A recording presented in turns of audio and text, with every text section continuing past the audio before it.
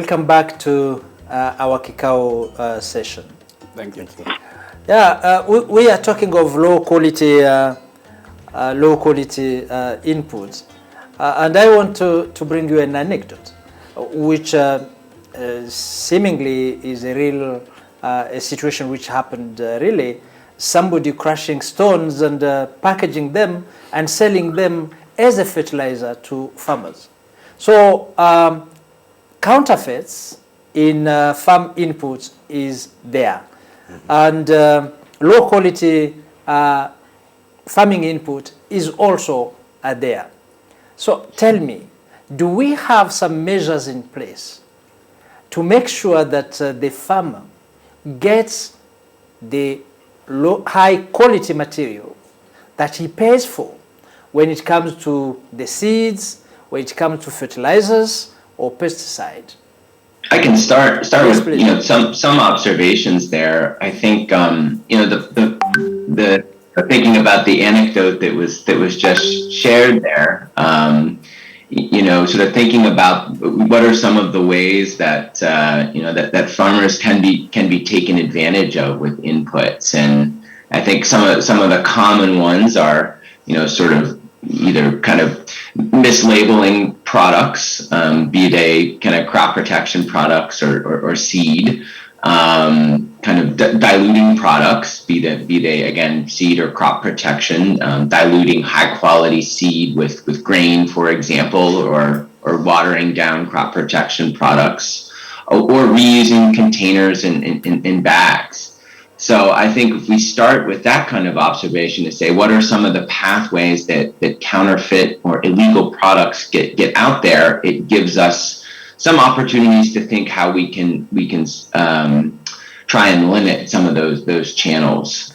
So some of the work that is done now by my organization, CropLife International, and others, is specifically around kind of removing some of those containers through container recycling programs, around education to really understand and know your suppliers, to try and eliminate some of the bad actors who are engaging in some of the points I raised earlier. And also looking for those kinds of technologies that exist that can be used to authenticate inputs, be they things like barcodes or the sort of coin scratch technology, mobile testing kits, things like that can give farmers a little more confidence through some sort of technology that they're getting what they pay for. Yeah, that's very good. So there are numbers of technologies which can be used to at least help the farmer to identify and distinguish the good from the bad. And that is one of the measures. Do we have some other measures which are applied here in different organizations? Yep. In the seed industry, we have mechanisms. Of course, we have the administrative controls. These are the registrations where the players, the actors in the seed industry are supposed to be registered, given licenses. And then we have also the technical aspects where you do inspections, you do verifications, you do testings. And finally, when those requirements have been met, you, as you said, you label, and of course ensure that they are visible quality marks, which the farmer will be looking at when they are looking for the product that is certified, and it is also good for them. And of course, we also do labeling.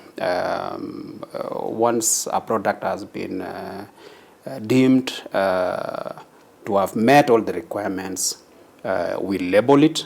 And there is also a mechanism of confirming whether the label that has been put onto that packet is also genuine. So tell me, are the farmers equipped to identify those certified seeds, for example, for the seeds, to understand that label which is there. Are they given the information on where they have the right, the proper agro dealers who can sell the right seeds, for example? I'm focusing on the seeds because I think it is the most important input when it comes to ensuring that the farmer gets the right productivity. So are they equipped to identify the good seeds? Are they equipped with the knowledge of where to purchase the good seeds? Yeah, I think you hit the nail on the head, because many farmers have some idea what they want. So they will go to the stockist and say, I want this kind of seed. So that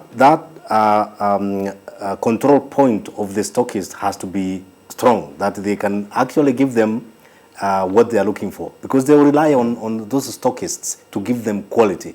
Even when they know that certified seed will look like this, that chain has to work through the stockist, through the supply chain. We will also need to sort, the regulatory. Jacob has mentioned very well. Kenya has a very strong regulator, but the law, for a long time, the fine for selling fake seed was Kenya shilling 2,000 for a long time. I think it's been changed now, but it's still not deterrent enough. There are fellows who will break the law anyway because they know the fine is not too big. They will go and pay and repeat the action. And what KFS will do is to deregister them. But that side of the law has also to make sure it is strong to deter people from providing counterfeits. Yeah. I think that is quite very important, that we have the farmers equipped and the system put in place in a correct way. John, at a certain time, talked about the seed issue, saying, we need to have the farmers understanding that using proper seed and sometimes hybrids instead of using OPV seeds can ensure that they have good yields.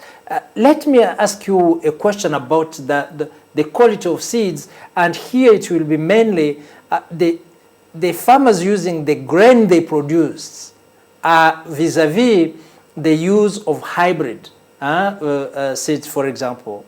Do we have that kind of openness of the farmers, understanding that they can have better yield by using hybrids instead of recycling their grains and using them as seeds, or going to the market and taking anything and falling sometime in the hands of those using counterfeit? I can go first on that one too. I think there's a lot of issues rolled in there. I know there are historically, including groups like AATF, there's outreach programs trying to showcase to farmers the value of hybrid seed or frankly even high quality processed seed versus planting their own grain.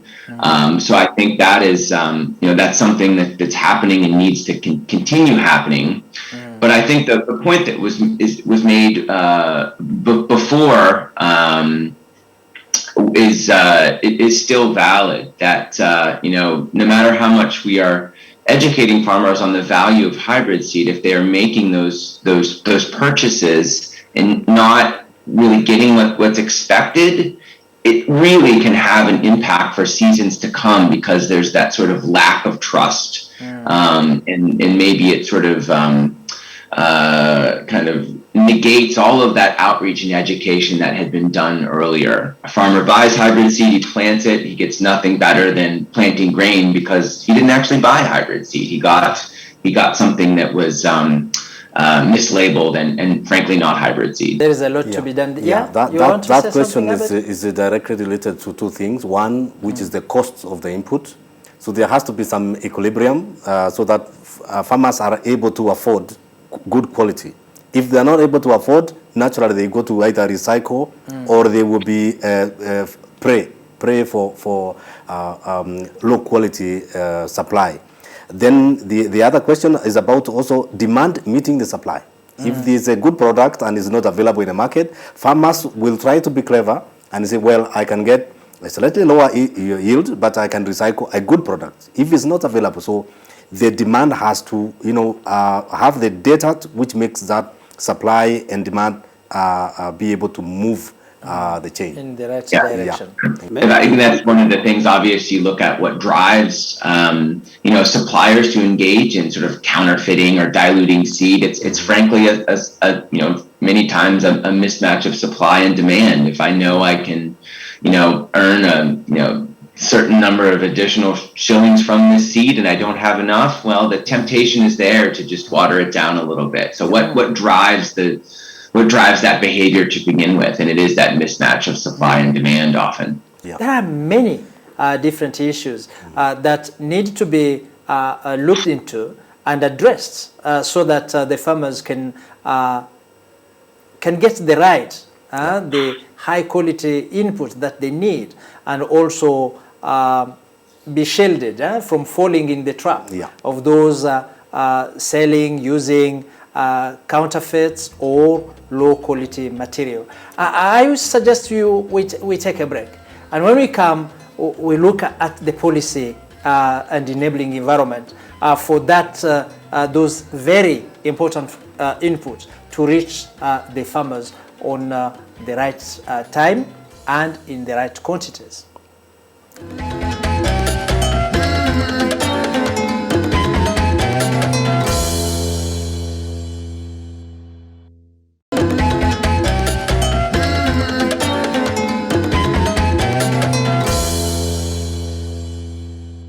Welcome back to the Kikao session. Thank you. There is one thing we talked about, and about the counterfeit and the low quality, and I'm curious to say, have we identified who or which kind of stakeholders are most responsible for that kind of things? Is it at the level of seed producers, for example? Is it at the level of agro dealers? Is it at any other level that counterfeiting is happening? There is a lot of intensive awareness that is being done by Ministry of Agriculture, agriculture-related agencies, counties, seed companies, and also the agro dealers. There is a lot, and even KEFIS will do it before the season starts, so that farmers are equipped on what to look for and how to report on issues of fake seed. But on the issue of at what point is the weakest link, it's difficult to identify which point is the weakest link, but the appropriate one, the most likelihood could be the at agro dealer level. Yeah. But of course we have situations where it cannot be the agro dealer or the seed producer, the seed company. These could be the individuals who could who want to benefit from a gap somewhere in terms of the supply.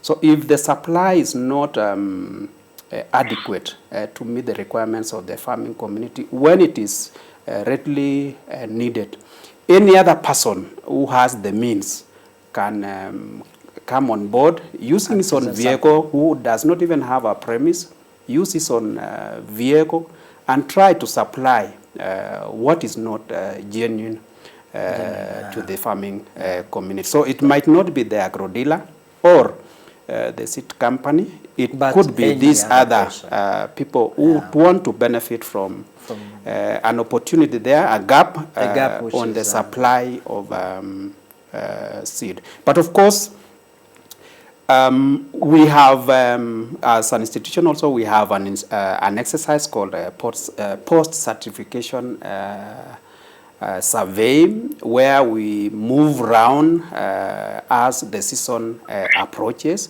to check on the supply of seed. Of course, the best, the popular varieties to the farming community. We look for those because those are the ones which are being faked every now and then. Yeah. So we move around, check on the supply, the delivery of varieties. When there is a gap, we report to the relevant seed companies to ensure that they supply that particular variety so that they fill that gap. Exactly. I think here that, you know, where it's coming from is, you know, obviously depends on the particular country and basically how narrow versus wide the supply chain looks like. As was just mentioned, in, you know, in the seed sector, we have, you know, basically the, you know, the offenders, for lack of a better word, as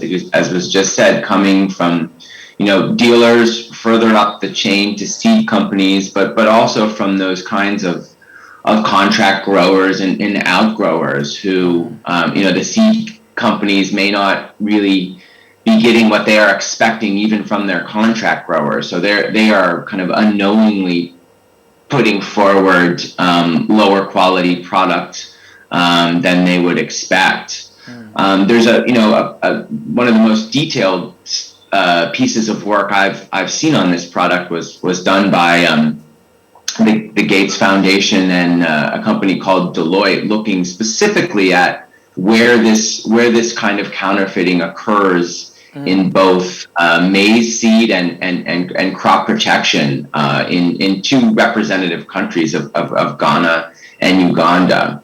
So, you know, for example, in Ghana, they point out, you know, that of the counterfeits, 80% comes from, you know, the reuse of seed packages for varieties which are not what's in the bag. And it is really coming from a mix of seed companies and dealers.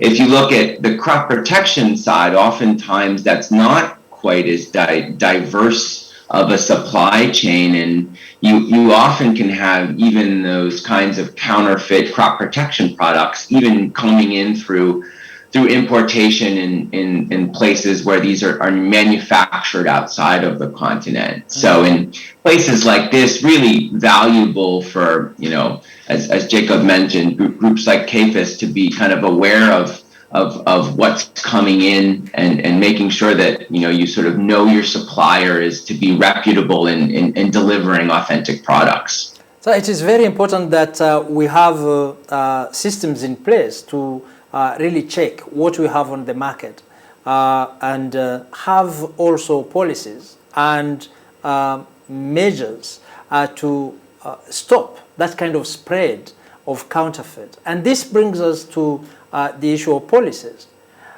Do we have policies at country level or at regional level that could safeguard the farmers against these counterfeit agricultural input? Yeah. I think that varies from country to country. I am aware that Kenya has very strong, you know, pesticide regulator, seed regulator. They are not very strong on fertilizer regulation, unfortunately. So it could be a weak point. But one thing is to have the policy, and another to make sure that that policy addresses the whole spectrum of what farmers need. There are areas where, for example, OPVs can be very useful, but you need them to be regulated as well. So regulate the hybrids, regulate satisfied seed across the whole spectrum, so that if there is a place where it is useful for farmers to use certain quality, then it is regulated as such, so that farmers don't get a raw deal. I think it's a whole range of capacity, and also making sure that the regulator has all the tools they need to be able to do their work. So I'm saying the Kenyan team is very strong. Clearly, they cannot be in every corner of the country. No, it is. They have to rely on other agencies police, a county, as Jacob mentioned. So that synergy has to be there in terms of implementation of the policies. Yeah, that is very good. At least we have very strong policies here in Kenya and in other countries. But the implementation, as you say, Abed, is one other thing, and then considering the whole spectrum. Do we have some countries or some regions that made it possible to have all these policies and control mechanisms in place? And if there are those countries or regions, what did they do to get there? What can we learn from them? Which kind of leaf can we borrow from them? As I started with, I gave the example of Europe, obviously a very highly regulated and developed market, and even somewhere like that, they haven't solved this problem. 10 to 15% of kind of, in this case, illegal crop protection products. That's still quite large. Yeah, it is. But I don't think there's maybe examples that are perfect, but I would say some places that have been maybe more effective have really focused on, one, not just policies but in enforcement and deterrence. We heard the example before. If the fine isn't enough, why bother changing their behavior, for example? And also, in addition to the sort of enforcement and deterrence, also really focusing on education and knowing your suppliers, knowing where your products are coming from, looking for ways to sort of basically identify and weed out those sort of less reputable suppliers to try and have more impact earlier on the value chain, earlier in the supply chain, if you can. What are we doing to borrow from those good cases where they have some counterfeit, but not as much, and they have systems to address those who are culprits in counterfeit by having a strong enforcement mechanism? What do we do, for example, at country level or at African sub-regional level, like EAC, COMESA, and others? Yeah, it is true. We have policies, like for us in Kenya, we have a seed policy 2010, which is actually to ensure that we have affordable, accessible, and available seed for the farming community. We have also a seed law, CAP 326, which is helping to regulate the whole seed industry to achieve the objectives that I've mentioned that are required by the Kenyan seed policy. Of course, there is also the issue of harmonization, which is currently happening within the region, and that is also another objective of the seed policy, and also integrating the industry to the changes that are happening. For our case, previously we used to rely on the seed label, the paper but currently we have an online electronic kind of seed label where if you scratch and send a code, that code will be giving the farmer the status of the seed they are accessing. So yeah, we have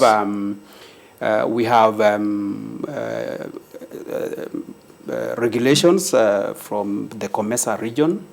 We have also an ongoing exercise within the EAC to come up with the EAC bill to address the seed industry.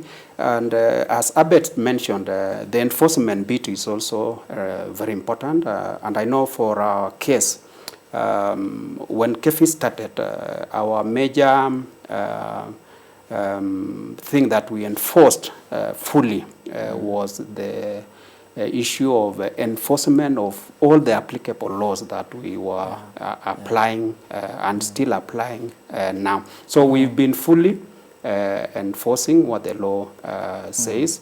And if there is any area that needs amendment, of course, we've been the amendment can still working with the seed industry and also the region to ensure that we facilitate as fast as it is possible the seed industry to enable them meet their requirements so that the farming community can get the best available seed and farm inputs. I'm glad that there are policies which are domesticated at country level to ensure that the farmers get the right farm input.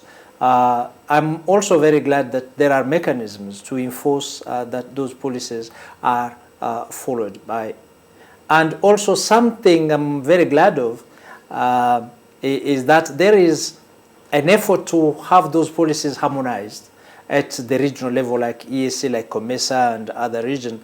And hopefully one day, policies will be harmonized at the continent level and link with the open market, the AFTA, which is now open.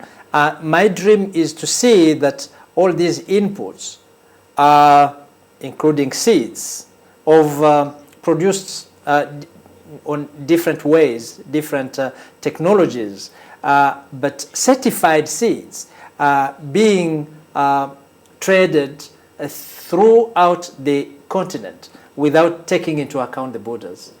Because here you can have produced hybrid seed of maize, for example, and you want to bring it to Rwanda, to Mozambique, to Malawi, and you have a serious problem. And I hope that with this open market at the continental level, then it will be possible, and I think it will be something very profitable for most of our farmers across the continent.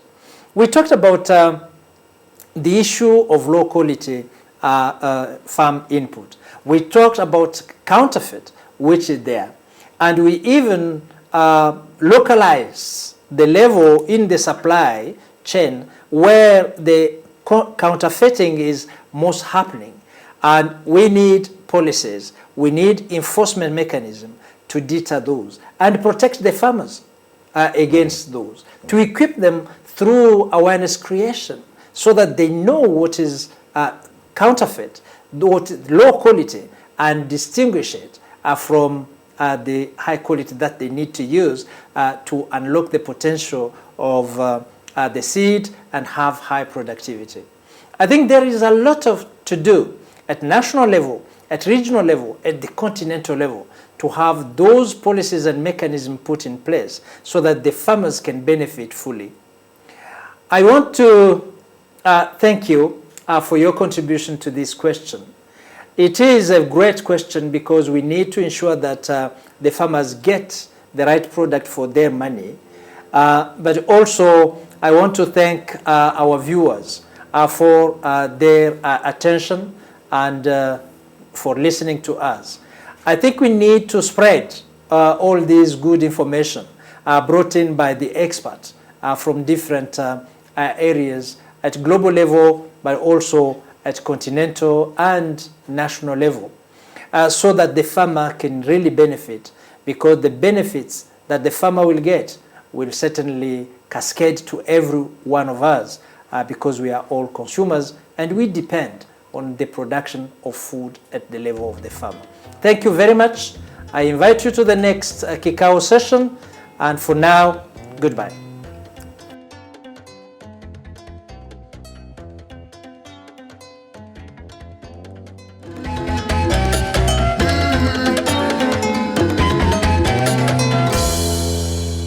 That's the picture.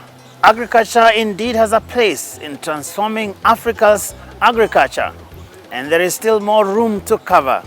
This has been Kikao, your weekly focus on agriculture. Until next week, my name is Joe Ageyo.